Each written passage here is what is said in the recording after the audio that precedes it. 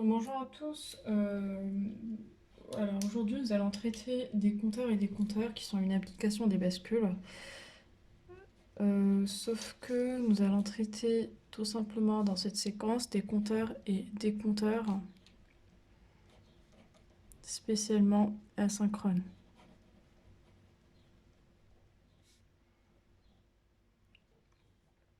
Voilà.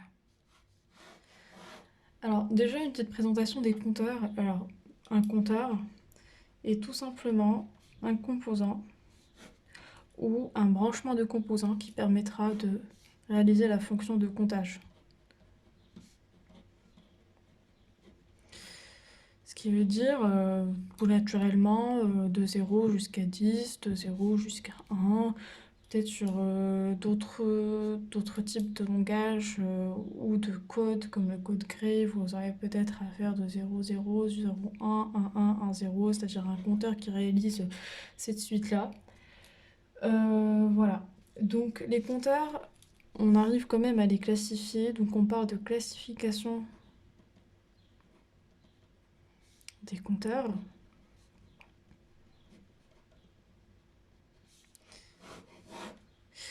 Et donc dans ce sens-là, on peut différencier entre les compteurs et les décompteurs.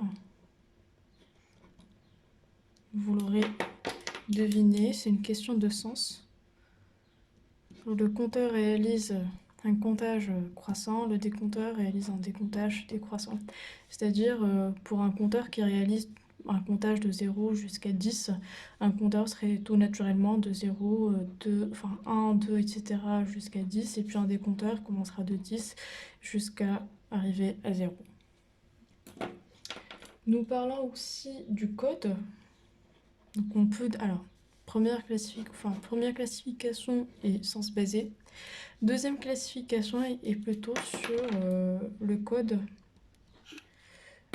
Ça peut être du binaire naturel. Ça peut être, donc bon, binaire naturel, c'est tout simplement si on est sur une longueur de 3, 0, 0, 0, 0, 1, 0, 10, etc.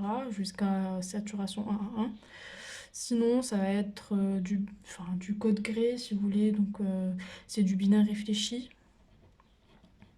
Donc si on est sur une longueur de 2, c'est 0, 0, 0, 1, on inverse parce que une permutation au max entre deux itérations et puis 10. On peut avoir du décimal, voilà. On peut avoir du BCD aussi. Donc la deuxième classification est plutôt code basé. Alors, troisième manière de différencier entre les compteurs, ça va être le type de basculement.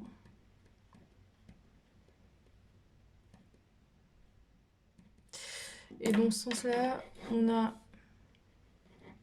soit ce qui est asynchrone,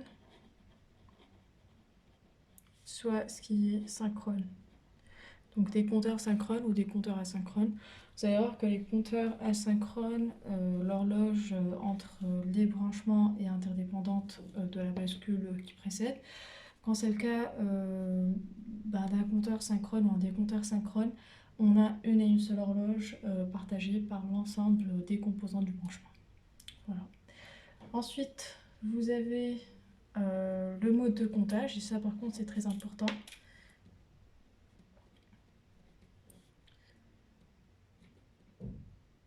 Et donc le mode de comptage, c'est pour dire soit complet, soit incomplet.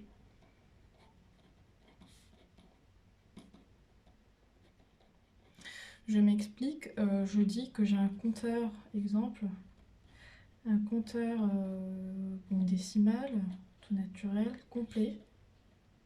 C'est-à-dire que je fais en fait toute la boucle, c'est-à-dire de 0, 1, etc.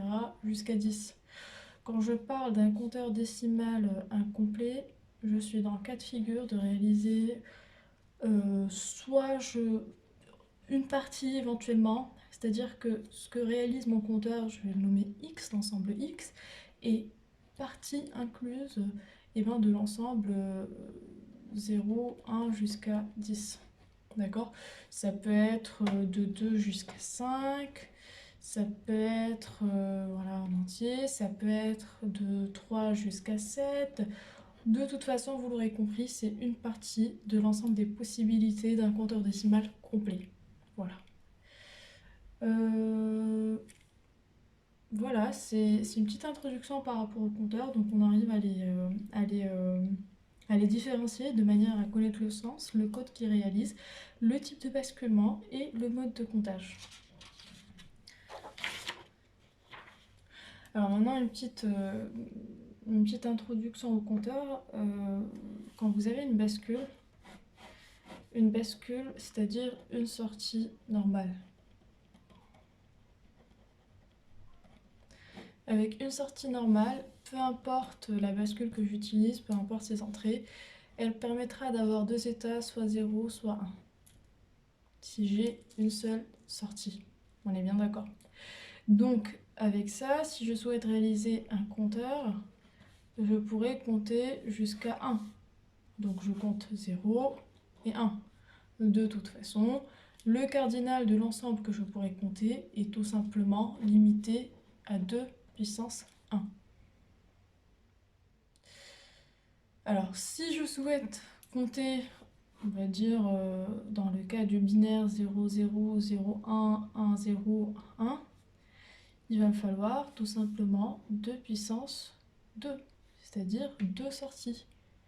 Et donc, pour réaliser 2 sorties, on sait qu'une bascule connaît une seule sortie, et bien on va multiplier les composants, c'est-à-dire bascule 1, puis une deuxième bascule. Ainsi, je pourrais avoir 2 sorties, donc potentiellement une variation de 0 jusqu'à 1, 1. Ensuite, dans la même logique, on pourrait dire, ou si on souhaite inférer, dire tout simplement que si je souhaite réaliser un comptage, je noterai K, ou un décomptage, je noterai D, dans la valeur de l'ensemble où le cardinal de l'ensemble est de puissance n, il me faudra n bascules. N bascules. Et ces n bascules-là permettront de compter de 0 jusqu'à 2 puissance n moins 1. C'est une règle générale. Maintenant, il va falloir trouver, ou l'ingéniosité, c'est de trouver en fait le branchement intéressant pour réaliser un fonctionnement de comptage, soit complet, soit incomplet, c'est-à-dire une manière de brancher ces bascules entre elles pour qu'on puisse réaliser une fonction qu'on souhaite. Donc, exemple, si je souhaite par exemple réaliser un comptage, on va dire, si je souhaite réaliser un compteur complet qui va compter de 0 jusqu'à 7, je sais que 7, on se rapprochera à une puissance de 2, on a éventuellement, il est inférieur à 2 puissance 3 qui donne 8. Et donc il va falloir n bascules, donc n ici égale à 3, donc 3 bascules. Ça peut être des bascules JK, des bascules D, on verra. Donc bascule 1, bascule 2 et bascule 3.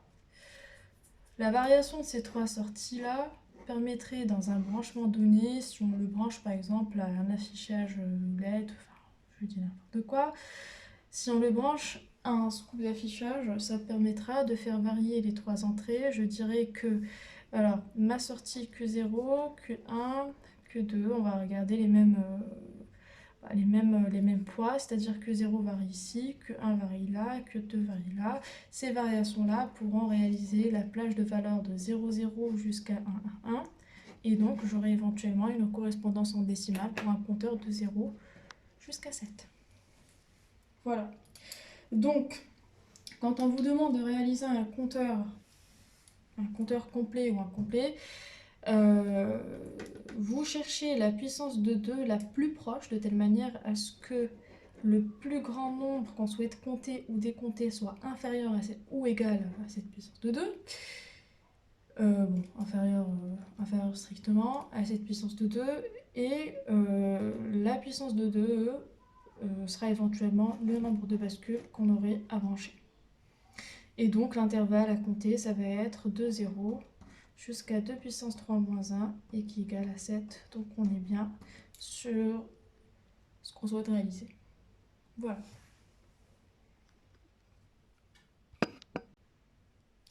Alors, nous complétons alors au fur et à mesure le cours. Donc, ça dit, alors sur la partie remarque qui tient de la page 1 à la page 2, vous avez la notion de modulo. Donc, on va un peu s'entraîner. Alors, le modulo, c'est tout simplement ce qu'on avait vu tout à l'heure en disant la longueur de l'intervalle des nombres possibles.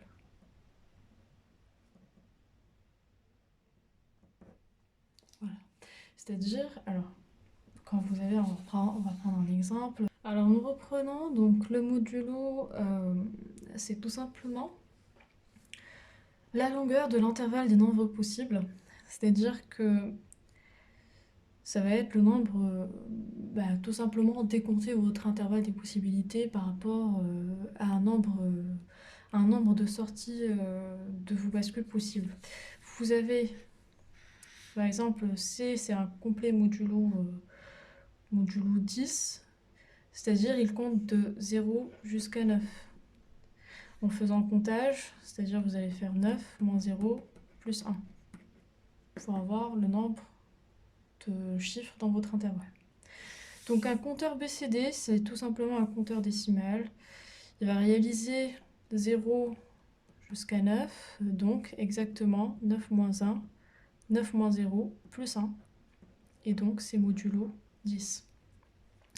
Un décompteur gré qui décompte de 27 à 13, on est dans le cas de figure d'un décompteur qui est tout simplement incomplet, parce qu'il ne réalise pas de 27 jusqu'à 0, très simple.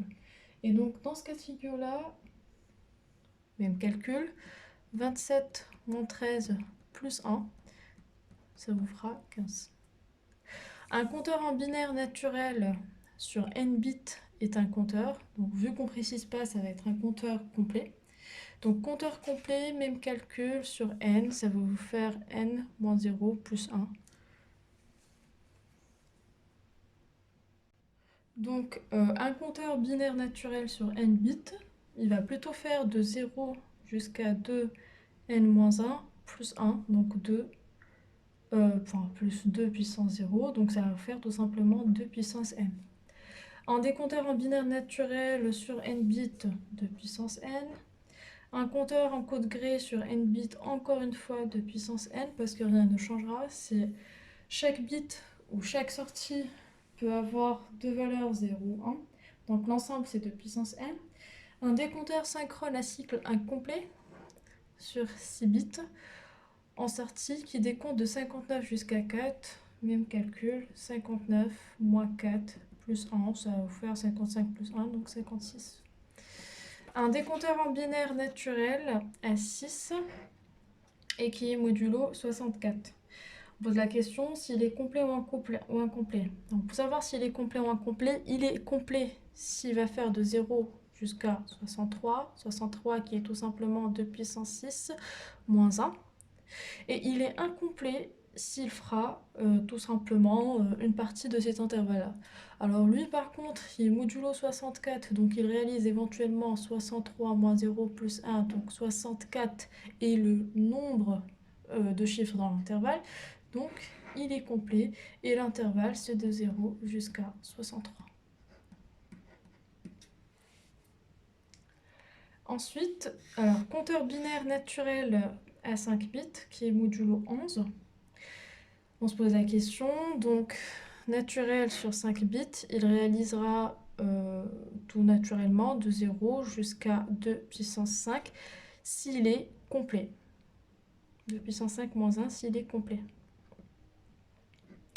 Alors, 2 puissance 5, je pense c'est 32, donc 32 moins 1, l'intervalle en mode complet, c'est 0 jusqu'à... Alors 32 moins 1, c'est 31.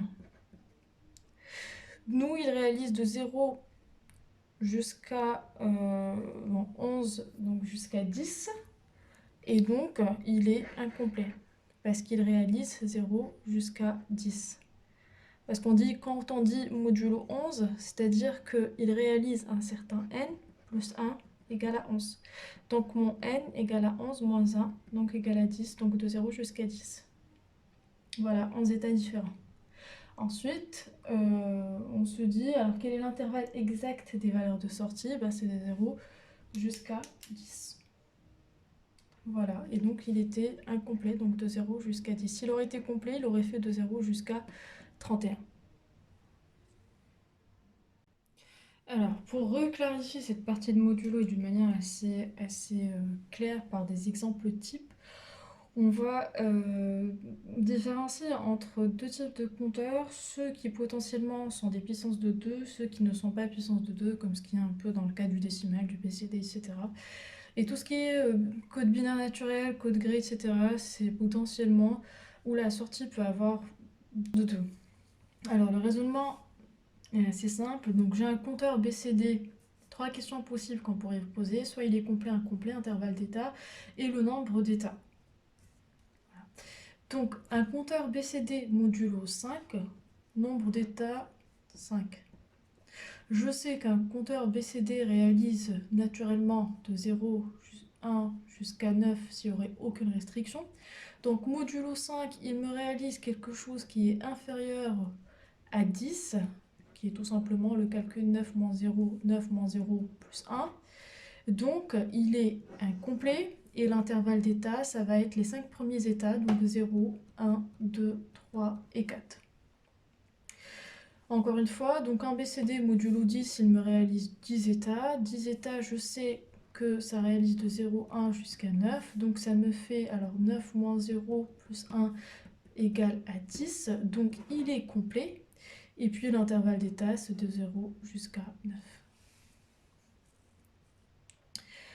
Quand on est sur des puissances de 2, donc un compteur binaire, etc., je dis un compteur binaire naturel sur 3 bits, qui est modulo 8, donc 3 bits. 3 bits vont faire une variation de 0, 0, 0 jusqu'à 1, 1, 1, une correspondance en décimale de 0 jusqu'à 7. Donc l'intervalle en décimale, ça va être de 0 jusqu'à 7. Vous pouvez l'écrire en binaire, il n'y a pas de souci. Donc le nombre d'états, c'est 8. 7 moins 0 plus 1 égale à 8. Il est bien complet. Quand je suis sur un compteur binaire 3 bits modulo 4, j'ai plutôt quelque chose qui ressemble, alors modulo 4, donc j'ai 4 états, 4 états, je sais que je suis sur 3 bits, donc une variation possible de 0 jusqu'à 7, 7 moins 0 plus 1, ça me fait 8, donc je suis sur quelque chose qui est inférieur, donc je ne reprends que une partie des possibilités de mon compteur binaire, et donc je suis sur un cas de compteur qui est incomplet, et donc l'intervalle, ça va être les 4 premiers différents états, donc 0, 0, 0, 0, 0, 1, 0, 10 et 0, 11. Voilà. Vous pouvez même noter la correspondance sur base 10, donc 0, 1, 2 et 3. C'est tout ce qui peut réaliser mon compteur binaire modulo 4. Alors, comme je l'ai bien précisé, aujourd'hui nous allons traiter des compteurs et des décompteurs asynchrones. Donc, quand on vous dit, alors on souhaite réaliser un compteur binaire à cycle complet sur 3 bits, donc 3 bits n égale à 3, donc tout naturellement, je souhaite compter de 0 jusqu'à 2 puissance n moins 1, et donc de 0 jusqu'à 7, vu que c'est 2 puissance 3 moins 1, donc 8 moins 1 est égal à 7. Et donc, je souhaite réaliser éventuellement un comptage de 0, 0, 0 jusqu'à 1, 1, 1. Voilà. Traduction simple de ce qui m'a été demandé. Alors, première chose à faire, c'est de réaliser la table de vérité. Donc, je mets éventuellement l'intervalle des chiffres que je souhaite compter. 0, 0, 1, 0, 1, 1, 1, 0, 1, 1, 1. Ce qui correspond à 0, 1, 2, 3, 4, 5, 6, 7. D'accord ? Ensuite, j'essaie de penser à quelle est la fonction logique de chacune des sorties Q0, Q1, Q2. J'essaie de l'exprimer en fonction des bascules dont je dispose. C'est-à-dire, j'essaie de trouver Q0 en fonction des possibilités ou du fonctionnement de la bascule JK. Je sais que Q0, alors, entre un état, une itération et une autre, elle fait du basculement. Elle passe de 1 à 0, 0, 1, etc. Donc finalement, en retrouvant le fonctionnement de ma sortie Q0, je sais que J et K devraient être égales à 1, toutes les deux. Pour la bascule Q0, je les mets à 1. Parce que, alors, une fois que j'ai ma table de vérité, deuxième étape, comme j'ai dit, c'est retrouver la fonction de Q0, Q1 et Q2 en fonction de la table de vérité de la bascule.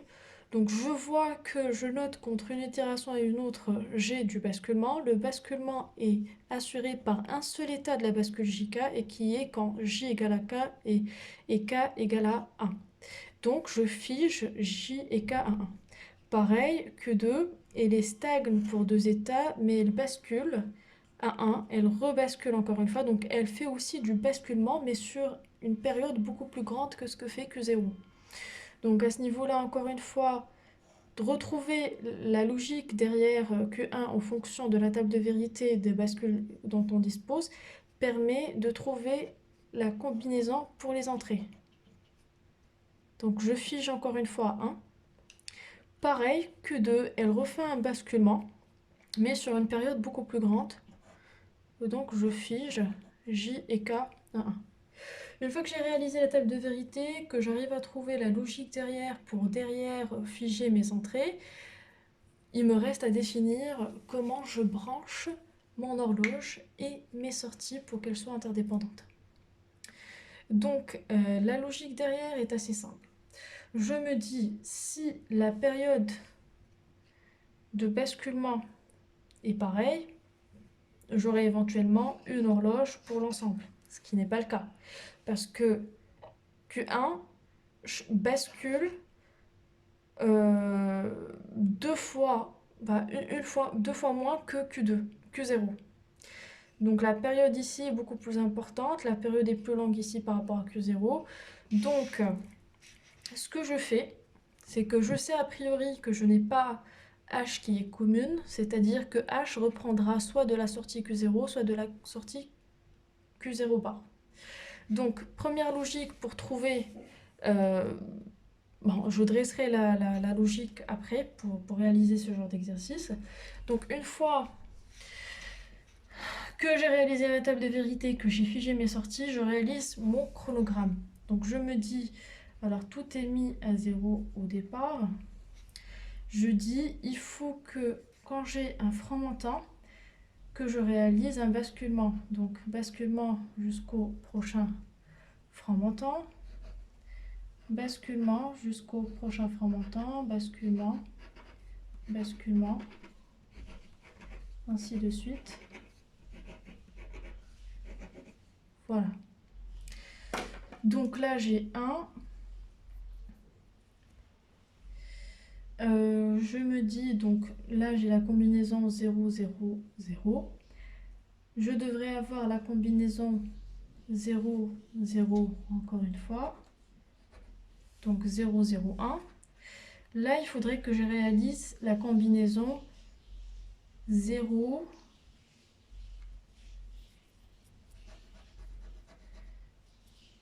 donc voilà, donc, il va falloir que je réalise la combinaison 0, 1, 0. Donc j'ai 0 à ce niveau-là pour que 0.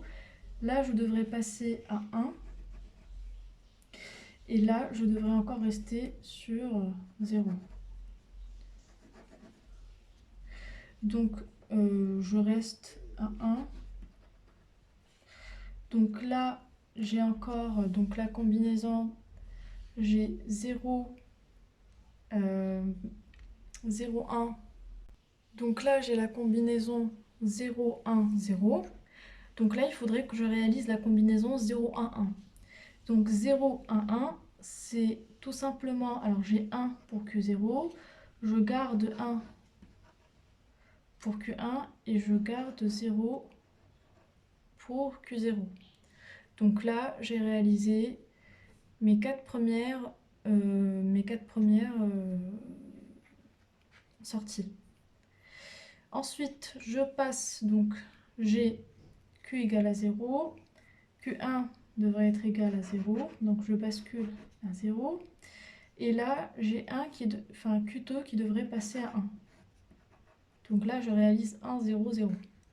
Donc, je réalise ma combi 1, 0, 0, 1. Donc je reste sur 1. Je reste sur 0. Et puis là, je suis sur 1. Ensuite, je réalise, donc je reste sur 1. Je bascule à 1. Et je suis sur 0, donc la combi 1, 1, 0. Et puis là, je reste sur 1. Et donc, là, Q1 égale à 1, donc je reste sur 1. Et puis là, égale à 1, donc je reste sur 1. Voilà. Donc là, j'ai réalisé l'ensemble des combinaisons de ma table de vérité de mon compteur. Ceci correspond à la combinaison 0, 0, 0. Ceci correspond à 0, 0, 1. Ceci correspond à 0, 1, 0. Ceci correspond à 0, 11, 100, 101, 0, 1, 1, 1, 1, 1. Mon cycle de comptage est réalisé. Alors, si ça peut nous indiquer quelque chose, c'est tout simplement, il faut que je définisse l'horloge pour la bascule 2, vu que la bascule 1 a une entrée par défaut. Donc il faut que je définisse l'horloge pour la bascule 2 et l'horloge pour la bascule 3. Quand je définis une horloge, il va falloir que je définisse éventuellement la fréquence de cette horloge et puis son mode d'activation. Donc j'observe mes chronogrammes et donc je réalise que Q1 a basculé sur un frein descendant de Q0. Regardez, ça bascule. Je passe de 1 à 0 quand j'ai un frein descendant, frein descendant, frein descendant. Donc finalement, Q1 ou l'horloge de H2 est fonction de fonction de Q0. Mais reste à savoir si c'est Q0 ou Q0 bar. Je sais que l'horloge de ma bascule 0 est sur frein montant. Vu que je passe en frein descendant, je ne reprends pas de Q0, mais je prends directement de Q0 bar. Et je branche. Reste à savoir l'horloge 3, c'est-à-dire l'horloge de ma bascule 1, bascule 2 et bascule 3. Il va falloir trouver l'horloge 3. Je regarde. Q2 bascule sur un état frein descendant de Q1. On prend tout simplement que ce qui est de l'antécédent direct. On ne remonte pas jusqu'à Q0. Ok ? Donc, dans ce cas-là, on se dit encore une fois, donc, et les fonctions de la bascule 2, donc Q1 ou Q1 bar. Je sais que Q1, encore une fois, est sur un frein descendant, donc je prends directement de Q1 bar. Voilà. Donc je redresse la logique de raisonnement de ces exercices-là. Je résume un peu la logique derrière. Quand on vous demande de réaliser un compteur binaire, un cycle complet, etc., vous décryptez déjà ce qui vous a été demandé. C'est-à-dire un compteur binaire à cycle complet sur 3 bits. Je sais que déjà je suis sur un cycle complet 3 bits, donc puissance 3, donc de 0 jusqu'à 7. Traduit en binaire, c'est de 0, 0 jusqu'à 1, 1, 1. Donc je réalise une table de vérité qui va dresser les 8 états de 0 jusqu'à 1, 1. C'est ce qu'on avait réalisé à ce niveau-là. Deuxième étape, c'est trouver la logique des sorties. C'est ce qu'on disait tout à l'heure.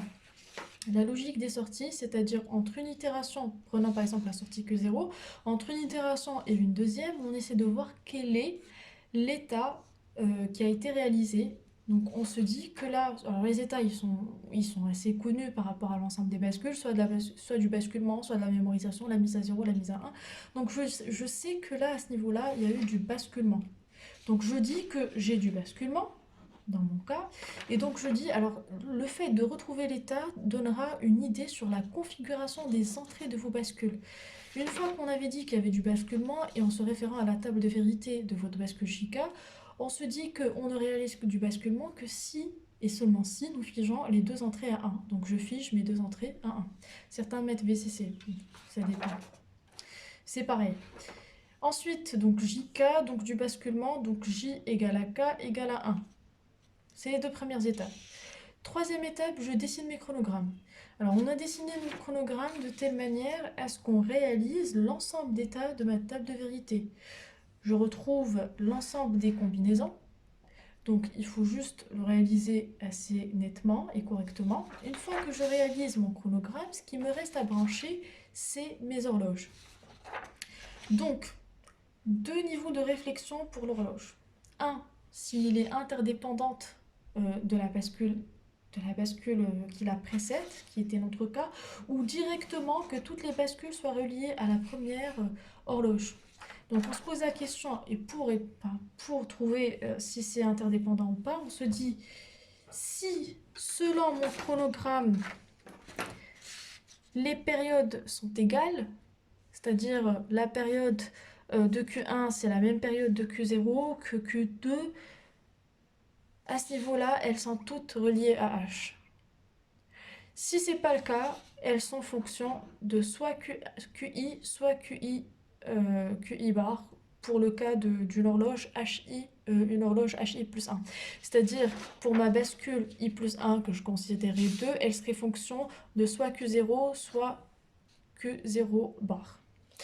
Pour savoir si c'est Q0 ou Q0 bar, donc on se pose la question sur l'activation et je dis, à partir de mon chronogramme, je sais que Q1 a réalisé son état de basculement quand Q0 était sur un frein descendant.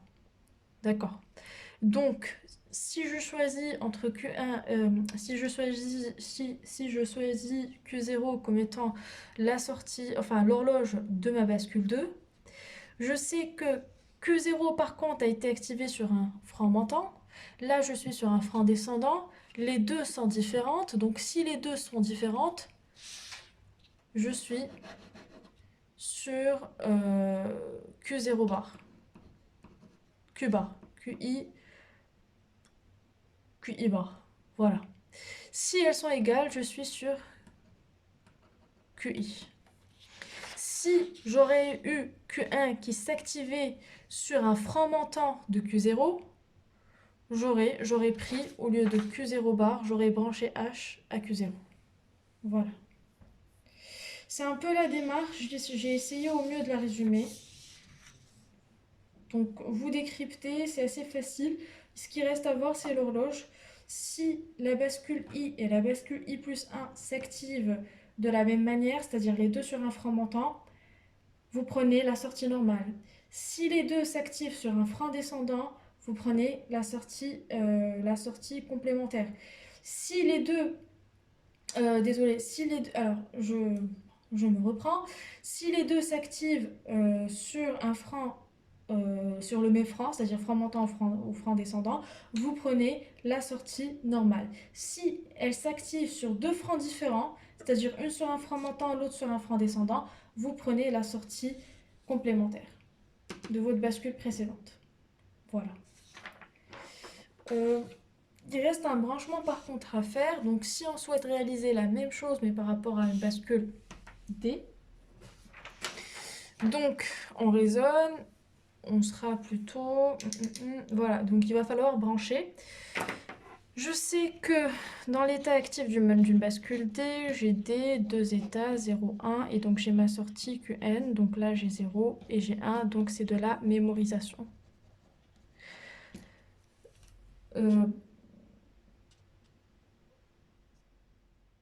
Bon, c'est juste réinjecter ce qui a été au niveau de la sortie, de l'entrée. C'est plutôt mon QN-1 ou mon QN bar plutôt, qui réalise du basculement. Et donc, je me pose la question sur mon entrée. Mon entrée D sera directement reliée à ma sortie complémentaire. Ceci pour l'entrée. Pour la sortie, c'est pareil. Les chronogrammes ne vont pas changer parce qu'ils sont indépendants du composant de réalisation. Et donc, ça s'active sur deux logiques différentes, frein montant, frein descendant. Donc je relie H à mon QI-1 bar. Voilà. Donc c'était tout. J'aurais pu enchaîner sur le décompteur, mais je vous laisse le faire pour mercredi. Donc reprenez cette logique-là, pensez que les décompteurs, c'est tout simplement réinverser ces tables de vérité-là. Essayez de réaliser, d'appliquer ça et de réaliser pour les bascules Chica et les bascules D. Voilà. Je vous dis à très bientôt et surtout restez en bonne santé. Au revoir.